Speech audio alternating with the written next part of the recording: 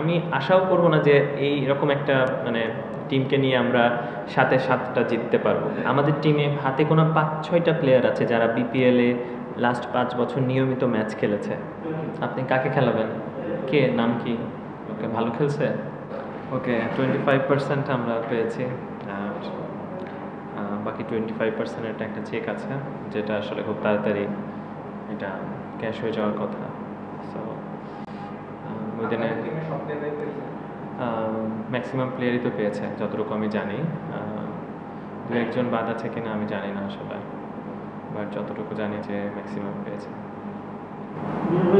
দেখছি যে আপনার ওপেনিং স্লটে আসলে মোহাম্মদ হারিস সবসময় থাকছেন, দেশিটা চেঞ্জ হচ্ছে, দেশি ক্রিকেটারটা চেঞ্জ হচ্ছে, কিন্তু হারিস কিন্তু আসলে এখন পর্যন্ত তেমন কিছুই করেনি। এক ম্যাচ 30 ক্রস করেছে, বাকি 7 উইকেট 30-এর কম, এবং তার স্ট্রাইক রেট খুব বেশি এমনও না। তো আসলে দেশিদের উপর আপনারা ইনভেস্টটা করতে চাচ্ছেন না, দেশিদের বদলাচ্ছেন কিন্তু তাকে রেখে দিচ্ছেন, মানে সে তো এক্সপিরিয়েন্স মিট করতে পারছে না। এখন কি তাকে নিয়ে আসলে সেকেন্ড করে যাবেন? আপনি কাকে খেলাবেন? তাকে দেশিদের তো সুযোগ তো দেওয়া যাবে। কে, নাম কি? সাব্বির। ওকে, ভালো খেলছে? সাব্বির। ওকে, ভালো খেলছে? ওকে, আসলে ঠিক আছে, এটা আমার টিম ম্যানেজমেন্টের সাথে কথা বলবো। আমি তো একাই রেসপন্সিবিলিটি নাই, আমি আসলে টিম ম্যানেজমেন্ট জানাই, আমাকে কোচ জানাই এবং সবাই মিলে। এবং হ্যারিস কিন্তু লাস্ট পিএসএল যেটা ওদের যে ডোমেস্টিক সার্কিটে ও কিন্তু ম্যান অফ দ্য টুর্নামেন্ট হয়েছে ফিল্ডিং কিপিং। হ্যাঁ, তো এবং ন্যাশনাল টিমের রিপ্রেজেন্ট করে, ইয়াং ছেলে। সো ডেফিনেটলি আপনি যার কথা বললেন সাব্বির, সে অবশ্যই ডোমেস্টিকে লাস্টে এনসিএলে ভালো খেলেছে, আবার ফার্স্ট ক্লাসও ভালো খেলেছে এবং ওই জন্য সে সুযোগও পেয়েছিল 2টা ম্যাচে 1টা ম্যাচে। সো ডেফিনেটলি আসলে সেক্ষেত্রে সুযোগ কাজে লাগানোটা খুব জরুরি হয়ে যায় কিছু কিছু জায়গাতে, যে একটা অপরচুনিটি, দুটো অপরচুনিটি পেলে যেন কাজে লাগাতে পারে। আশা করি সুযোগ আসলেও যেন। আপনাদের হচ্ছে ইন্ডিভিজুয়াল পারফরমেন্স ভালো, কিন্তু আপনি ওই যে বললেন যে ছোট ছোট কিছু পারফরমেন্স, আপনার কাছে কি মনে হয় ছোট ছোট পারফরমেন্সটা গুরুত্বপূর্ণ মোমেন্টে আপনাদের ক্রিকেটাররা দিতে পারছে না বলেই একটু সমস্যায় আছে আপনারা? আসলে সত্যি বলতে যে আমাদের কিন্তু বিপিএল যদি ধরেন, আমাদের টিমে হাতে গোনা 5-6টা প্লেয়ার আছে যারা বিপিএলে লাস্ট 5 বছর নিয়মিত ম্যাচ খেলেছে। মানে এরা কিন্তু একদমই বিপিএলটাকে নতুন। আপনি যদি ধরেন, আপনি জিসানের কথাই বলি, জিসান কিন্তু ফার্স্ট, হ্যারিস কিন্তু এবার বিপিএলে প্রথম। আপনি তারপরে যদি ধরেন আকবর কিন্তু এখনও নিয়মিত বিপিএলে খেলেনি। এরপরে আপনি যদি ধরেন অন্তর, শফিউল ভাই বা মুরাদ, যারা যারা আছে, তো এরা কিন্তু আসলে নিয়মিত খেলেনি।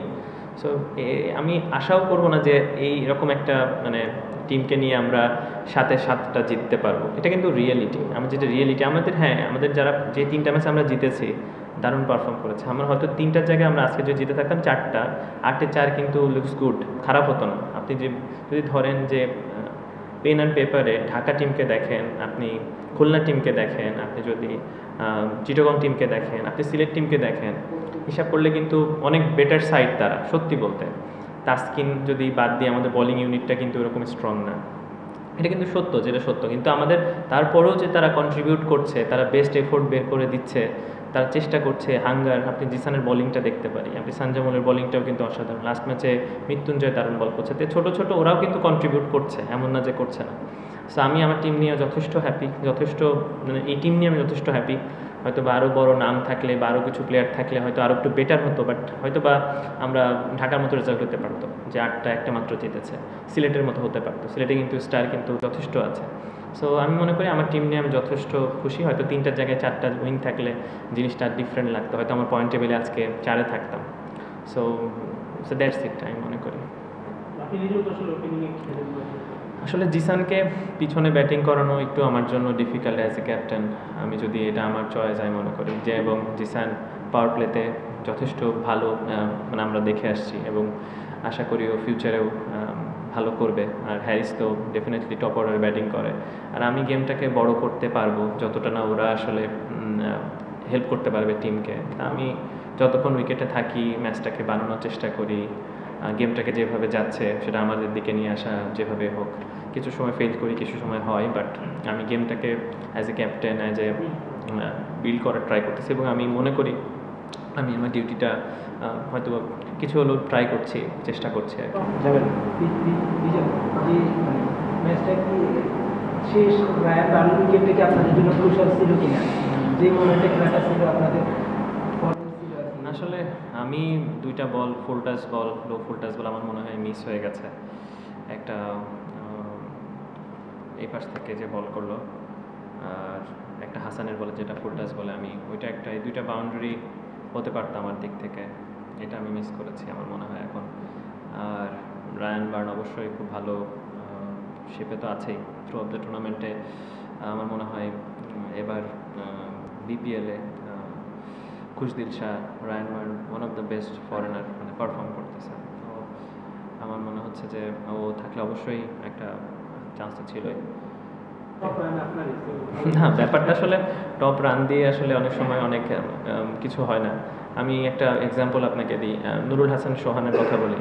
জাস্ট কথা বলছে যেহেতু গল্প হচ্ছে সেহেতু আর কি বলা, যে দেখেন ও কিন্তু হয়তো 100 রানও করে নাই, বাট ওর যে কন্ট্রিবিউশন 1 ম্যাচে 2 ম্যাচে 3 ম্যাচে 10 বলে 20 রানের কন্ট্রিবিউশন, এটা কিন্তু ম্যাসিভ। আমাকে অনেক সময় আসলে হাইস্ট রান টেকার হইতে হবে না, একদম পারফেক্ট টাইমে আমি বলটা কীভাবে করে দিলাম, টিমকে ডেলিভার করলাম, এটা অনেক ইম্পর্টেন্ট হয়ে যায়। আমি 5 বলে 10 রানের ইনিংসটা কতটুকু ভাইটাল হয়ে গেল। সো অনেক সময় অনেক ছোটো ছোটো বিষয়গুলো আমরা ভুলে যাই, ম্যাটার করে না, বাট ওইগুলো কিন্তু অনেক ম্যাসিভ টিমের জন্য কাজে লাগে। তো আসলে আমার কাছে অনেক সময় এখন বড় হচ্ছি, শিখছি, দেখছি, তখন মনে হচ্ছে যে আসলে ইনিংসগুলো কীভাবে টিমের জন্য কন্ট্রিবিউশন করা যায়, টিমকে জেতানো যায়, টিমকে এক ধাপ আগায় দেওয়া যায়, এই জিনিসগুলো কিন্তু আসলে এক্সপিরিয়েন্সের সাথে সাথে কাজে আসে। তা আমি মনে করি যে ছোটো ছোটো ইনিংসগুলো অনেক ভাইটাল হয়ে যায় অনেক সময়, এবং আমাদের টিমও চেষ্টা করছে, কেউ কেউ ফেল করছে, কেউ কেউ সাকসেস হচ্ছে, বাট দিস ইজ লাইফ। মানে কি মনে হয় যে মানে বিদেশি ক্রিকেটার বড় ক্রিকেটার না থাকার একটা সুফল এটা, বা অথবা বড় ক্রিকেটার থাকলে আরো বেশি কিছু তারা শিখতে পারবে, এই জিনিসটা আপনি কীভাবে দেখেন? ওকে, আপনি থ্যাংক ইউ। আসলে আমি খেলাটাকে খুব ছোট্টভাবে এবং খুব নিখুঁতভাবে অবজার্ভ করার ট্রাই করি।